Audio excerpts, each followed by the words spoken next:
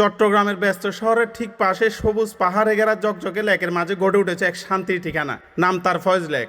এটি শুধু একটি লেক নয়, এখন এটি পুরো একটি বিনোদন রাজ্য, যেখানে একসাথে মিলে প্রকৃতির আধুনিক থিম পার্কের স্বাদ।